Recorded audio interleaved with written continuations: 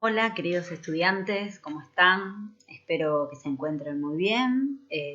Con este video también damos inicio a las clases del Laboratorio de Conservación Cerámica.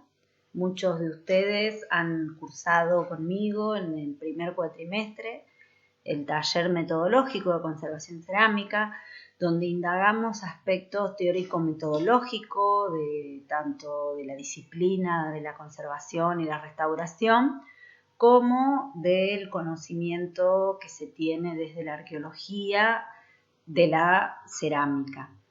Vimos las diferencias metodológicas, conceptuales. En esta primera clase vamos a hacer una revisión de conceptos, ya que no todos cursaron el taller y aparte, porque son necesarios, son conceptos básicos, fundamentales y necesarios que tienen que tener presentes para que podamos llevar adelante el resto de las unidades del laboratorio.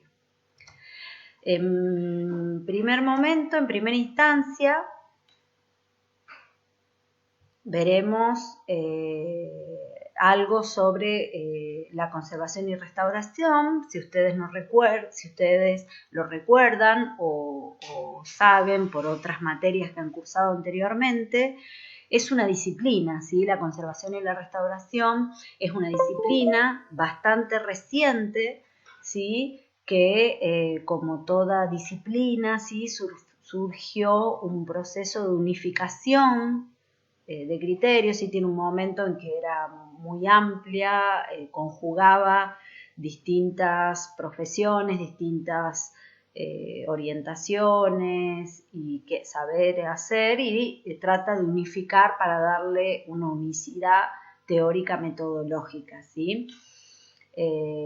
Es después de la posguerra, ¿sí? A partir de la década del 50, en donde la disciplina de la conservación y la restauración se consolida, ¿sí? Los criterios conservacionistas que caracterizaban, ¿sí? el ordenamiento legislativo previo a esta época eran la protección del patrimonio del Estado liberal, fueron sustituidos por otros de una fuerte naturaleza intervencionista, ¿sí?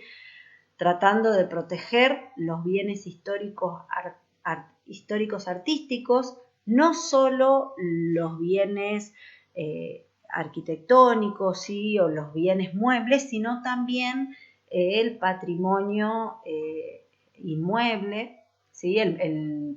No solo lo inmueble, sino también lo mueble, y adentrándonos también en nuevas concepciones del patrimonio intangible o inmaterial, ¿sí?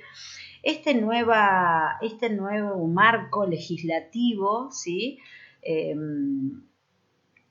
También modifica el concepto de propiedad que se tenía sobre los bienes patrimoniales y sobre la finalidad que se les daba a estos bienes. Se centra en el interés público, ¿sí? En la propiedad en donde el Estado es el propietario de estos bienes, y en su carácter patrimonial entendido como una herencia común, ¿sí? De los habitantes de ese territorio. El Estado así, ¿sí? Al ser el propietario, ¿sí? Y el fin de este patrimonio cultural se vincula a la herencia histórica y la identidad de ese Estado, ¿sí? Ese Estado entonces se tiene que volver en el responsable, en el principal interventor sobre el patrimonio cultural, ¿sí? ¿Cómo? Brindando estructuras de gestión, ¿sí? Estructuras administrativas apropiadas, ¿sí? A los estados nacionales. No solo estamos hablando de museos, sino de carreras, ¿sí? Universitarias, instituciones culturales y demás, sino de que el Estado tiene que ser el principal responsable de la gestión, ¿sí? De ese patrimonio. La tecnología que va a permitir esa transmisión no es otra que la conservación y la restauración, ¿sí? La gestión es parte de la conservación y la restauración del patrimonio, como lo vamos a ver más adelante. Surgen así nuevos conceptos a partir de la década del 50, entre ellos sí la de bienes culturales, porque antes se hablaba de el patrimonio en términos generales y lo primero que se asociaba al término patrimonio era arquitecturas, ¿sí? El bien cultural es algo mueble. Esta nueva reordenación del marco jurídico para la protección del patrimonio fomenta naturalmente la aparición de un clima adecuado para el debate y la elaboración de nuevas concepciones teóricas sobre la conservación y restauración. Así es como surge, ¿sí?, en 1948 el ICOM, o el International Council of Museums, ¿sí?, y en 1950 el International Institute of Conservation en Londres, y el Instituto Centrale del Restauro en Roma en 1950. De todas las propuestas teóricas elaboradas durante la posguerra, ¿sí?, las más importantes y vigentes hasta el presente fueron, como ya vimos, la Carta de Atenas, ¿sí?, que en realidad surge previo en el entreguerra, y la teoría del restauro, ¿sí?, del italiano Cesare Brandi, que yo se los dejo en el repositorio de la cátedra para que lo tengan como guía, ¿sí? A la teoría del restauro es como la Biblia del conservador. Ambas, ¿sí?, si bien estaban centradas en las obras de arte, ¿sí?, la concepción que tenían de la obra de arte era como un bien cultural. La Carta de Atenas, sí, reúne una serie de principios encaminados a fijar criterios de intervención sobre las obras de arte, inspiradas en la teoría sobre restauración formulada por Camilo Oito en 1883 en su teoría denominada restauración científica, ¿sí? Actualmente, desde la visión crítica, se la denomina restauración científica. Para la Carta de Atenas se entiende por restauración científica la teoría que el monumento como un documento de arte e historia, y puesto que los monumentos documentan la historia entera de la humanidad, deben ser consolidados antes que reparados, evitando renovaciones y añadidos. En el caso de precisar reintegraciones, deberán estar bien documentadas y justificadas, diferenciándose del original y no rompiendo la unidad estilística. Por esta razón, el rasgo más sobresaliente de esta teoría es la conservación. El concepto de restauración como reintegración estilística sucede ahora la idea de restauración entendida como conservación, ¿sí? O sea, las intervenciones de restauración están buscando una consolidación, no devolver la imagen original, ¿sí?, sino evitar mayores deterioros.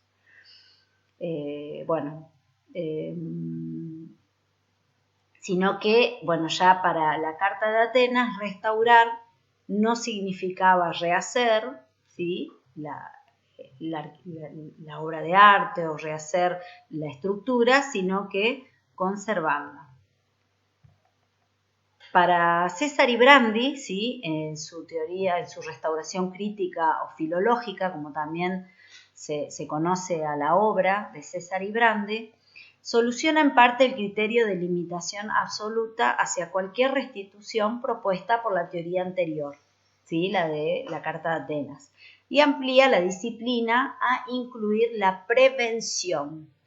Brandi define la restauración como la intervención encaminada a devolver al objeto su eficiencia, es decir, su unidad potencial, su integridad absoluta, concepto que él mismo elabora para definir la obra artística y el objetivo de la disciplina de la restauración-conservación. Brandi defiende que cada obra tiene su valor individual e intrínseco, el cual debe ser evidenciado en cuanto tal. Por ello, la restauración debe finalizar en el restablecimiento de la unidad potencial entre el valor material y la imagen de la obra. Esta premisa le lleva a la negación de toda intervención encaminada simplemente a completar una obra, ¿sí? Es decir, que si nosotros tenemos un objeto de cerámico que se ha perdido una porción, pero podemos reconstruirlo y tener una visión integral de cómo era, qué forma tenía, la decoración y demás, no es necesario, según Brandy, reintegrar esas lagunas o esos vacíos que quedan, esos fragmentos que se perdieron. Ténganlo presente para el desarrollo de las próximas unidades, ¿sí?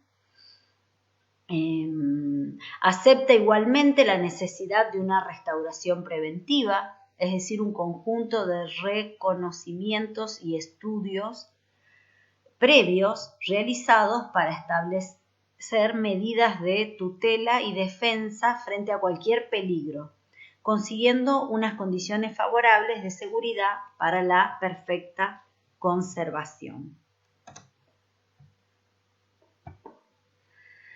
Es así como a partir de la década del 50 sí surge consolidada esta disciplina ya como una disciplina científica y en los ámbitos académicos universitarios.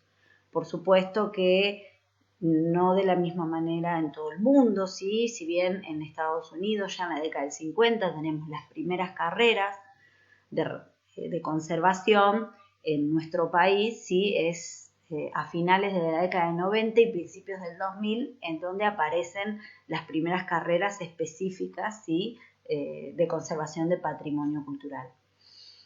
Bueno, como les decía, luego de la década del 50, de 1950, quedaron formulados doctrinalmente los fundamentos de esta disciplina, que desde el punto de vista terminológico fue denominado en el ámbito anglosajón como conservation, ¿sí? De ahí la palabra conservación, y en el latino, pero el latino europeo, ¿sí? En Italia, España, con el término del momento que era restauración, pasando a ser denominada posteriormente ya conservación, y a partir de la década de 80 ya se habla de conservación y restauración, los dos términos unidos. Esta nueva disciplina tiene un objetivo fundamental, ¿sí? Que es asegurar la transmisión de los bienes culturales,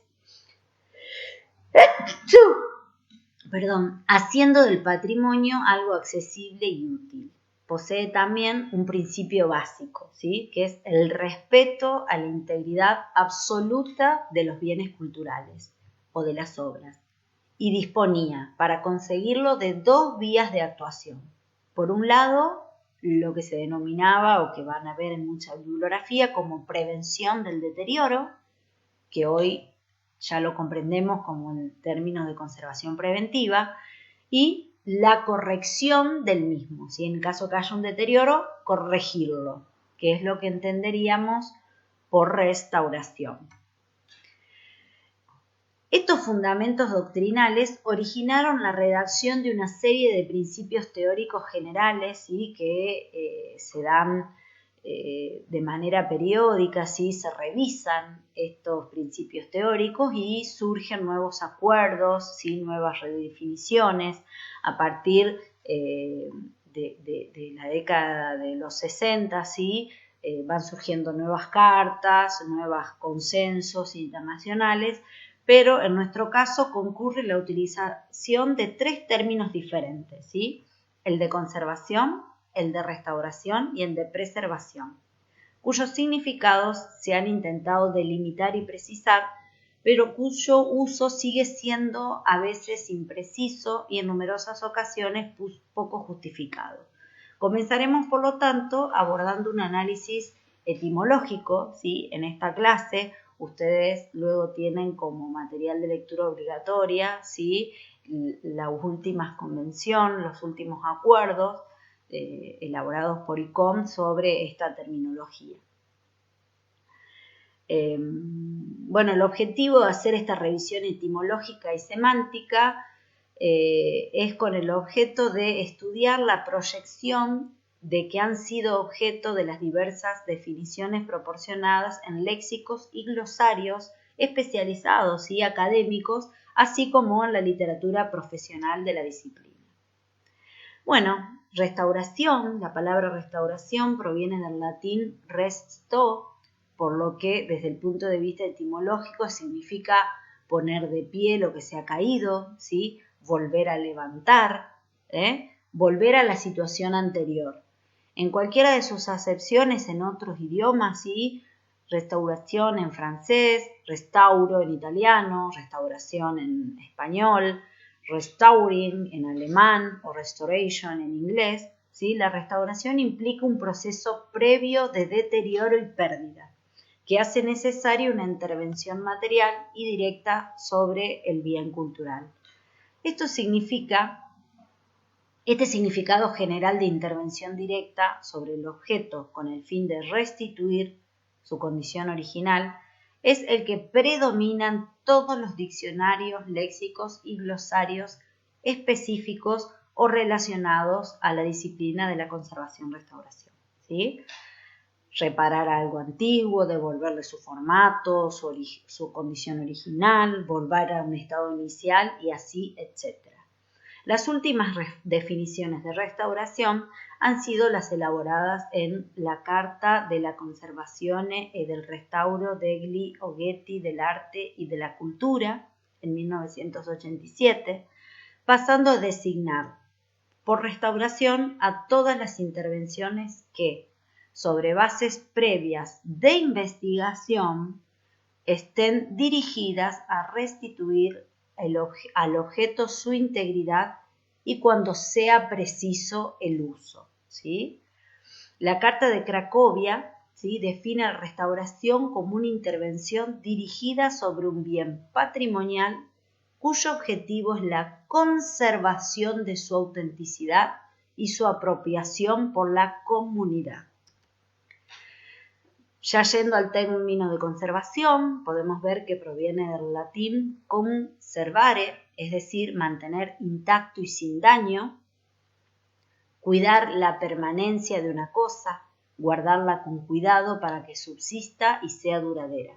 Así pues, la conservación tiene por objeto garantizar la transmisión de un objeto en el mismo aspecto, forma y contenido en que éste ha llegado a nosotros a través de las actuaciones que eviten la alteración de sus materiales y de su función. Se trata en definitiva de medidas para evitar la disminución cuantitativa y cualitativa de los elementos de un objeto. No obstante, existen diferencias importantes. En unos casos ha servido para designar todo género de medidas de prevención frente al deterioro, tanto las centradas en el entorno ambiental que rodea la obra o el bien, mientras que en otras ocasiones las dirigidas directamente al tratamiento, ¿sí?, de lo que está deteriorando a la obra.